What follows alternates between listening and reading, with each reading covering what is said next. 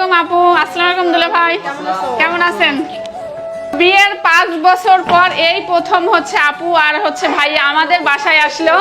তো তাদের কি আনা যায়, মানে অনেক কষ্ট করে কিন্তু এই পর্যন্ত নিয়ে আসছি। আর আমরা কিন্তু দেখছেন আমরা হচ্ছে আপুদের বাসায় এর আগে অনেকবার গেছি, কিন্তু তাদেরকে আমি কখনোই আনতে পারি নাই। এই প্রথম আল্লাহর রহমতে আমার বাসায় আনতে পারছে, যে বড় লোকদের পা আমাদের বাসায় পড়ছে। ঠিক আছে, তো ভাইয়া রাস্তায় কষ্ট হয়েছে নাকি? অনেক না, কোনো কষ্ট হয় নাই, ইনশাআল্লাহ ভালো হবে। আর ভাইয়া কিন্তু হচ্ছে যে বিজনেসের কাজে মানে বেশি ব্যস্ত থাকে, সেজন্য আমরা এতবার বলা সত্ত্বেও কিন্তু তারা সময় পায় না আসার জন্য।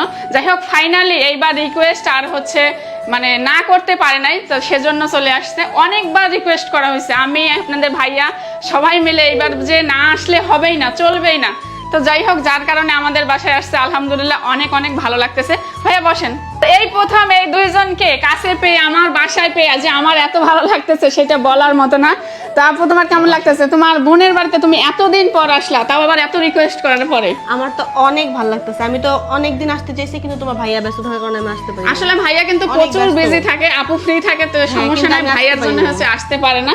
তো যাই হোক, আমাদের সৌভাগ্য যে এইবার এই গরিবের বাড়িতে পা রাখছে। যারা স্কিনটাকে ইয়াং করতে চাচ্ছেন, আপু আমি স্কিনটাকে ইয়াং করতে চাচ্ছি, আমার স্কিন থেকে বয়সের ছাপ দূর করতে চাচ্ছি, আমার মুখে অনেক ধরনের মেস্তা, ব্রণের দাগ, এগুলো সব রিমুভ করতে চাচ্ছি, তো তারা মূলত এই সিরামটা ইউজ করতে পারেন। আর এই সিরামটা আমি অর্ডার করছি বিউটি বাই মোনালিসা এই পেজ থেকে। আপনি চাইলে এই পেজ থেকে অর্ডার করতে পারবেন। আর এই কোরিয়ান সিরামটা ব্যবহারের ফলে আপনার 7 দিনে স্কিনটাকে ধবধবে সাদা ফর্সা করে তুলবে, কোরিয়ান মেয়েদের মতো আপনার স্কিনটাকে করে ফেলবে। লাল তিল, কালো তিল, বাদামি তিল, আপনার মেস্তা, ব্রণের দাগ সবকিছু রিমুভ করে আপনার স্কিনটাকে পুতুলের মতো করে তুলবে। আর অন্যান্য 10টি সিরাম ইউজ করার ফলে আপনি যে বেনিফিটটা পাবেন না, আর এই সিরামটা একটা ব্যবহার ফলে কিন্তু আপনারা সেই বেনিফিটটা পাবেন। তো যাদের মুখে এইসব প্রবলেম আছে, আপনারা স্কিন নিয়ে অনেক ভোগান্তিতে আছেন, তো তারা কিন্তু এখন এই সিরামটা বিউটি বাই মোনালিসা এই পেজ থেকে অর্ডার করতে পারেন। আপনার সুবিধার্থে উপরে পেজ লিংক দেওয়া আছে, হোয়াটসঅ্যাপ নাম্বার দেওয়া আছে, আপনার চাইলে ওখান থেকে অর্ডার করতে পারেন। অনেকদিন কিন্তু কাছে পাই না, যে বললাম 5 বছর কিন্তু ভাইয়া আপু কখনোই আমাদের বাসায় আসেনি। তো যেহেতু এই প্রথম আসছে, আমি চাচ্ছি যে আমাদের কুষ্টিয়া, পুরা কুষ্টিয়া আমরা ঘুরে দেখাবো, মানে কোনো ছাড়াছাড়ি নাই, সপ্তাহখানিক আগে। কি বলেন? তাহলে আমরা কালকেই চলে যাব। জীবনও না সত্যি চলে যাব কালকে। জীবনও তো না, এরপরে আসলে ইনশাআল্লাহ লং না ওই কথা বললে আমার 1 বছর, তাও হবে কিনা আরো 4 বছর। 1 বছর না, এবার তাড়াতাড়ি চলে আসবো। না, জীবনও না, সপ্তাহখানিকের আগে কোনো ছাড়াছাড়ি নেই। আপনি যতই বলেন বিজনেস আছে, যতই বলেন কাজ, আমার লাখ টাকা লস হয়ে যাচ্ছে, কোনো দেখা দেখি নাই। পুরা কুষ্টিয়া শহর ঘুরবো, পারলে আরো বাইরে ঘুরতে যাব, তারপর হচ্ছে ছাড়াছাড়ি। কিন্তু আমরা তো কালকেই চলে যাব। যাইতে দিলেই তো যাবা। এরপরে তুমি আসছো নিজের পায়ে, এখন যাবে কিন্তু আমার অনুমতি নেই। মানে আমি যদি বলি যাবে তাহলে যাবে না। তো দেখেন, আমি কিন্তু আপুদের বাসায় যে পুরা 7 দিন কাটাইছিলাম। আপনাদের ভাই কিন্তু কোথাও যায় 1 রাত কাটায় না, সেই মানুষ কিন্তু ওখানে যে আমরা 7 দিন ছিলাম তাদের রিকোয়েস্টে।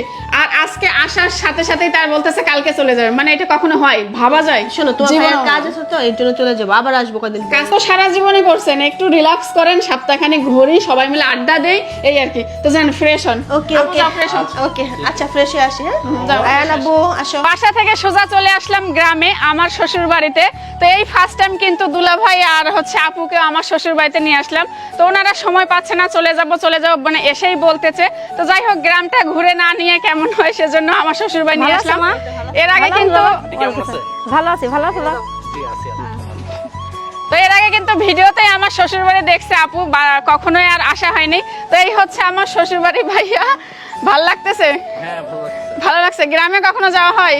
হ্যাঁ, গ্রামে মাঝে মধ্যে যাই, আমার গ্রামের বাড়িতে যাই। যাই, খুব কম যাওয়া হয়। তো যাই হোক, গ্রামে আজকে আমার শ্বশুর বাড়িতে আসলাম ফার্স্ট টাইম। কেমন লাগতেছে তোমার? খুব ভালো। তারপরে আমগুলো দেখে আরো ভালো। আম দেখে ভালো লাগতেছে?